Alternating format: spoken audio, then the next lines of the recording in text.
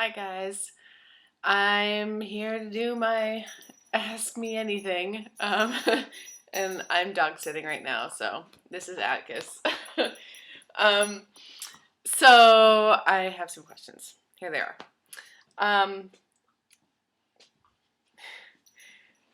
Number one, Neo Godless asked if I like the socks that he's wearing today, and I do. They're Argyle.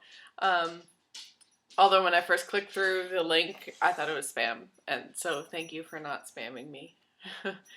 um, Blizz-tacular asked me a million questions, so here we go. What is your favorite lift? Squats. Deadlift is pretty close, but today was kind of frustrating, so definitely squats are my favorite. Do I close grip bench? Every once in a while, but not in a while. How many babies do I want? And most importantly, can she have one? I want probably two, because I wouldn't want an only child, and I think three would be too much. And you can have one when I need help. So, sort of. Let's see. Do I bake? I really like it, but I don't do it very often. But I really like baking and following recipes and eating it. What's my favorite rest day food? My favorite everyday food? No, favorite rest day food? I don't know. I eat a lot of apples, but that's not really rest day food. This is kind of, I don't know. Yogurt. I'm a big fan of yogurt. I've been eating a lot of egg whites recently just because they're easy to fit in. But they're probably not my favorite. Cheat day food. Scones. Baked goods. I eat those anyway, but I mean, my cheat day meal is like brunch. Like, everything. It's kind of ridiculous. I'll order French toast and eggs and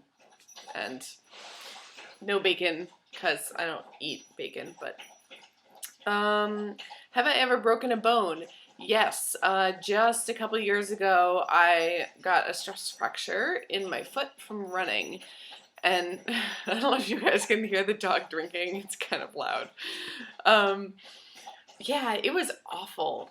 I took forever to go to the doctor for it, and then I was in a walking cast for 6 weeks, and I hadn't actually started lifting at that point, but I was pretty miserable, so I don't really want to do it again. Oh wait, and actually, in high school, I broke my ankle playing volleyball, and that took a really long time to heal, even after I was out of the cast and stuff. So, will I be your friend forever? Of course. That's a silly question. What's my favorite part of my job? So I guess my favorite part of my job, I work with students, and I mean, that's it. I don't like the recruiting students for my programs. I don't like trying to track people down. There's a lot of matching up of students with mentors and careers, because I run a career exploration program of sorts and community service. But just being with the kids and being able to, I don't know, make friends with like 12-year-olds. There were some 12-year-olds this summer who I was like, if we were in class together, I would totally be your best friend. I kind of want to be your best friend now, but you're 12, so I can't. Yeah, and also we take a lot of tours of businesses and such, because it's like exploring your careers. So I get to see some really cool businesses, like photography studios, and the software that they use to make architecture or design architecture, and a biomechanics lab where they like test out athletes' bodies and track how they jump and do research on that and stuff. Yeah, so all over the place. That's all really fun. What's my favorite Quest bar flavor? I love Quest bars. Chocolate chip cookie dough, obviously. Although I haven't tried the new white chocolate raspberry one. And I also really like, I like the peanut butter and jelly one because it tastes like peanut butter and jelly.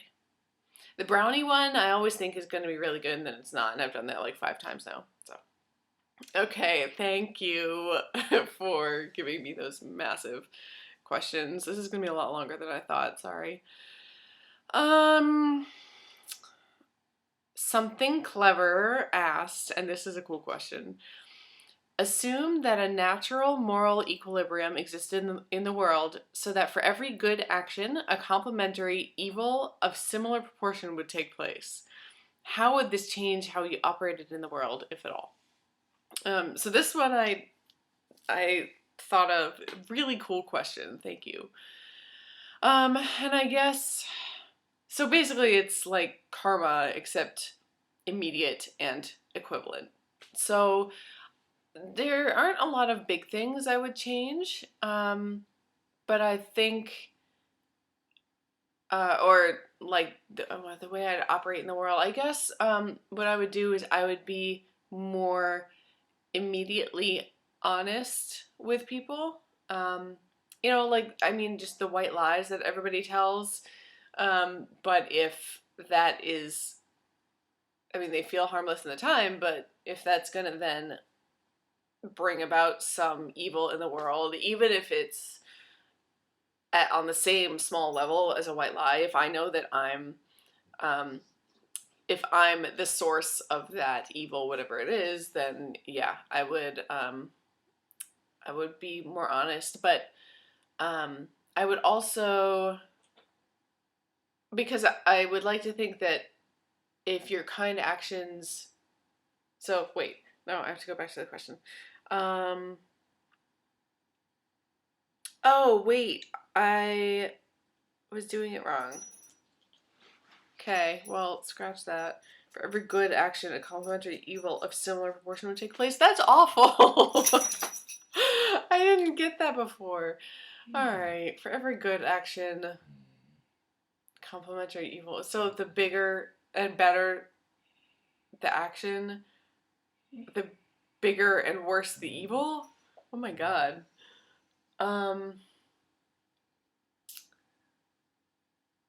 Oh god, I don't know. I'll come back to you.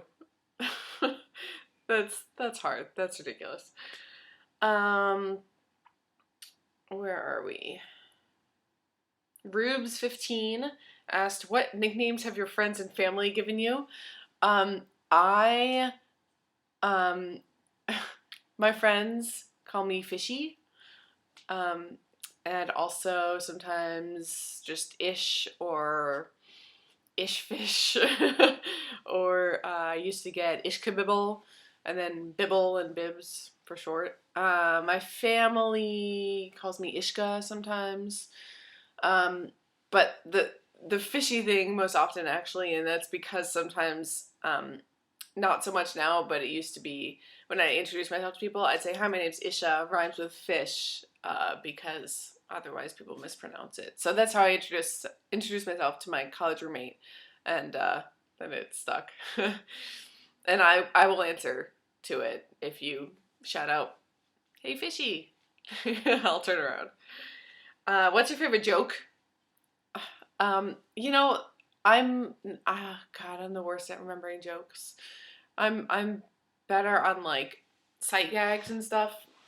Like in like the movie Airplane. I love Airplane, and the part of that's where I began my drinking problem. I think it like pours it all over himself. That's one of my favorite moments in the entire movie. So I'm sorry to kind of opt out of your question, but I don't really have a favorite joke.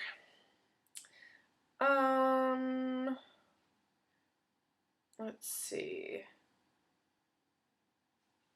Where are we? I just got a question from Geekosaurus. who asked, what are the 2 drinks in my profile picture? And what's the reason for having them both? The lighter one is lemonade. The darker one is iced coffee. We were at our local town summer festival, and I had them both because I wanted them both. Because I'm usually drinking coffee, and then it's an outdoor summer festival, what are you gonna do but get fresh lemonade? Like, it would be silly if I didn't. So, yes. They were 2 drinks, and they were both mine. And lastly, something clever, I might have to come back to your question about good and bad and such, because that is mind-boggling.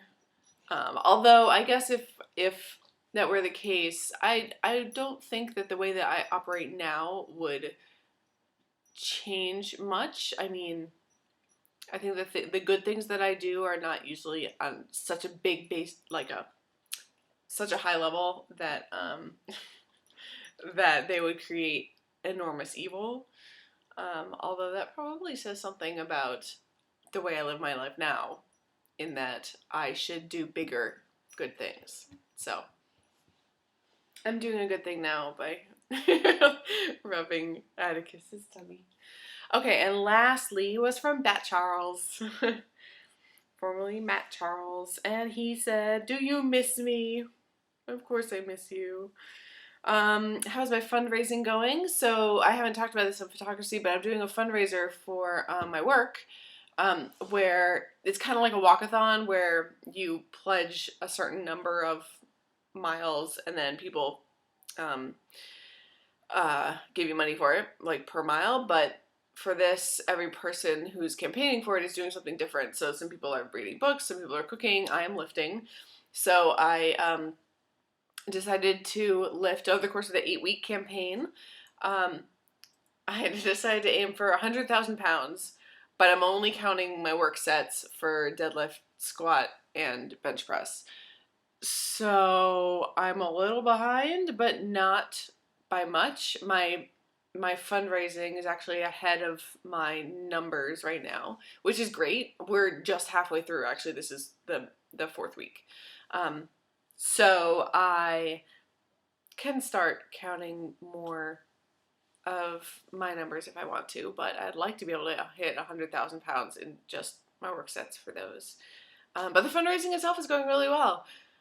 It's nice to know that I've gotten some donations from people I didn't expect, and I think it's really bringing my workplace together, actually, and in our community, because my nonprofit's really, really small. We've been around for a long time, but for some reason not a lot of people know about us, and so I think this is getting the word out some, which is really nice. Thank you for asking. And you also asked, do I plan on ever competing? Probably not. Although if I did, it would probably be powerlifting rather than, bodybuilding. Although the bodybuilding thing kind of intrigues me, and I think I could do it if someone were coaching me through it, but I would never do it on my own. Powerlifting the same though, but I feel more comfortable doing that, but I'm just not a very competitive person other than with myself. So it's something that is in the back of my mind, but nothing soon. And although there is a powerlifting meet, actually, I think in October here, so I'm gonna go check that out. And how did I adjust the dieting part finally? So this we had talked about before, in me trying to track my food on MyFitnessPal, track my macros. And which, by the way, guys, I'm totally nerding out right now because there's nobody in my real life who I can be like, yeah, tracking my macros and like lifting, counting my work sets, and no one's like, oh yeah, I know exactly what you mean. So this is fun that I get to just like blah out to you guys. So the food thing, what got me on track actually, because I had tried tracking my macros a little bit on my own, but it was, I didn't really know what to aim for, and it was more that I was just kind of going on entering things in as I ate them, which is not very effective, other than telling me what I was eating. So I actually ended up signing up for an 8-week long group training session with Sohee Lee, the trainer she's now in New York. She ran a women's only group through Facebook, which a couple other people from Fitocracy did too. And so it was the same training schedule for everybody, but individualized macro plans. And so I finally figured out what it means to actually plan my food ahead of time. And over time, so I did that for 8 weeks with her, and then for another 8 weeks I did just one-on-one training with her. So everything was specialized, I guess, for me. And so the first half, actually, I was working on leaning out, just kind of to see if I could do it, and I needed something to concentrate on because I'd kind of lost my focus on a bunch of stuff then. The second half was gaining back my strength, which is why I'm back to lifting heavy, which is awesome. And also I'm eating more now. Low carb, that's one reason why I would be very hesitant to do bodybuilding, because, to compete, because when I was on my lowest carbs, there were, maybe it was my off days, when I was at about 80 or so grams of carbs, and I was so grumpy on those days. I just hated it.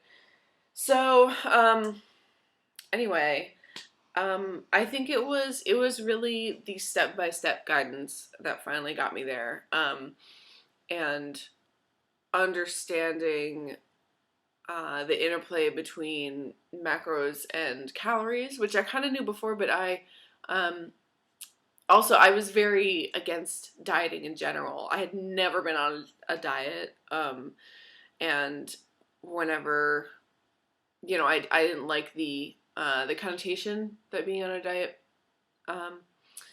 gives. So, I was like scared out of my mind before starting, and now I feel much more confident in it, and I realize that you can pay close attention to what you're eating, and you can kind of track those numbers and manipulate them, but it doesn't have to feel like what people think of when they go on a diet. It doesn't have to feel like you're depriving yourself.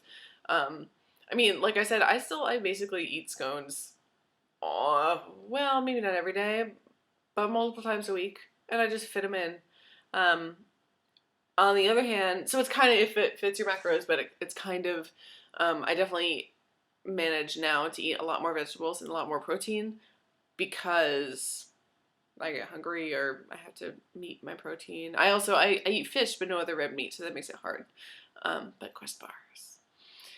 So yeah, that's what finally got me into tracking macros, was somebody else guiding me through it, which is really how I work, and I know that. So actually this week I stopped my training with her because of money, and well, I realize that I'm just like talking at you guys now, so you can go ahead and turn this off. Sorry. I also have yet to have a real dinner, and it's 8:45, so I'm gonna wrap this up. But yeah, I'm not training with her anymore, so now it's all on me. So last night I had like 8 cookies, and the night before that I ate a pint of ice cream.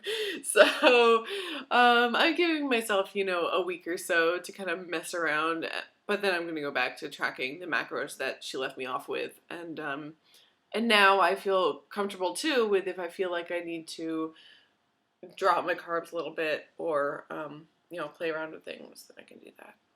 So I would highly recommend her if anyone's looking for an online trainer. She was wonderful. I think getting a trainer, obviously it depends a lot on your personal style. She managed to click with me, but I thought she was really, really, really good. So Sohee Lee. I think that's all. I think, yes. So, thanks, guys.